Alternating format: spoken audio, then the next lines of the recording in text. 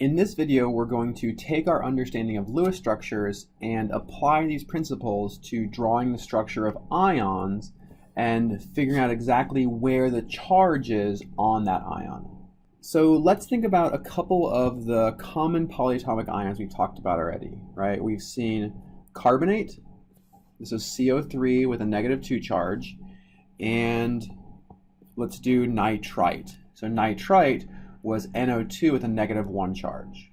Okay, so each of these mean that we have given this compound extra electrons, right? Having a negative charge means extra electrons. Okay, our common polyatomic ion ammonium, which has a positive charge, means we've removed electrons. Okay, and the idea here is that these extra electrons have to exist on an atom. They can't exist throughout the entire compound. They have to exist on one atom or more than one atoms. Okay, so our goal is to be able to draw these structures, very clearly show where the extra electrons exist, and then apply a charge to those atoms. All right, so let's start with carbonate. Okay, so we have a carbon, which has 4 valence electrons, and around it we have 3 oxygens, which each have 6 valence electrons. Okay, so thinking about this from the perspective of our common structural themes, an atom with 4 valence electrons we saw could have 1 double bond and 2 single bonds, and that's what we're going to end up with carbonate. Okay, so we'll end up with a double bond and 2 single bonds, and this takes care of the octet, right? This takes care of the octet for carbon, for our central carbon. We've paired up every single one of our atoms. So let's go ahead and redraw this.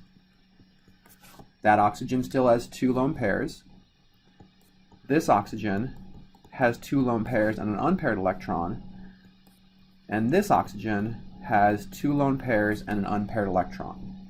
Okay, so now up to this point, the strategy that we probably would have taken would be to recognize we have an unpaired electron here and here, and we try to partner them up to form kind of a ring. But the reality is that's a really unstable structure. Okay, it's not going to happen. So we can't form the octet for every atom by creating that covalent bond. Instead, let's remember that we have 2 extra electrons that we can add on to this compound. Okay, so if I take one of these electrons and partner it up with that electron, take my other one and create a lone pair there, I now have a compound that every single atom has a satisfied octet. Okay? Our goal now is to complete this structure by assigning charge, or assigning formal charge, to each atom. Okay, so in this case it's pretty obvious where the negative charge lies, right? We added an electron here and an electron here, so it might make sense to say that this oxygen has a -1 charge and this oxygen has a -1 charge, and that would be correct. But let's actually go through and figure out a way to more formally figure out what the charge on each atom should be. Okay, this is an idea of formal charge. So it's assigning a charge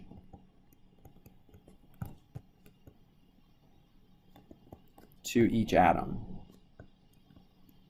And in the next video, we'll talk about how this idea of formal charge becomes really, really important in helping us draw the correct Lewis structure every time. Okay, so a simple equation for a formal charge is we want to take the number of valence electrons an atom should have, right? So the number of valence electrons an atom should have, so this should be should. And we want to subtract the number of electrons that an atom actually has. So this is what it actually has. Okay, so this oxygen should have 6 valence electrons, right? You look in the periodic table, oxygen contains 6 valence electrons. In this case, this atom has 2 4. And the idea here is that if you split each bond down the middle, one of these electrons came from oxygen, the other electron came from carbon. So this electron is owned by oxygen, this electron is owned by oxygen. So this oxygen has 2 electrons, one from each bond. So it actually has 6. Okay, so the formal charge for oxygen is 0. Okay, and we'll go through this concept one more time just to kind of make sure that it's clear. Let me redraw the structure here. So we had a double bond. Right, so the idea is here, remember that this double bond originated from 4 valence electrons, 2 from oxygen, 2 from carbon, right? So this was a bond and this was a bond. Well, the idea here is that these 2 electrons originated from oxygen, so we give them back to oxygen when we're assigning our formal charge. Whereas these 2 electrons, they originated from carbon, so we'll give them back to carbon when we're assigning formal charge. So now this oxygen has 4 electrons from lone pairs and another 2 electrons from the covalent bonds. So the overall formal charge is 6 that it should have minus the 6 that it does have. So that's a total formal charge of 0. It has the right number of electrons. All right, so carbon, each covalent bond counts as 1 electron owned by carbon. So carbon has 1, 2, 3, 4 electrons that are owned that came from the covalent bonds. Carbon should have 4. It does have 4, giving that carbon a formal charge of 0. Okay, let's now switch up to oxygen. So this oxygen has 2, 4, 6 electrons from the lone pairs, 1 electron from the covalent bond, giving this oxygen 7 electrons. It should have 6. It has 7. So the formal charge is -1. This oxygen, as we predicted, has a formal charge of -1. And the same thing is going to go for our last oxygen. 2, 4, 6 electrons from lone pairs, 1 electron from the covalent bond. So it should have 6. It has 7. The formal charge on that oxygen is -1. Okay?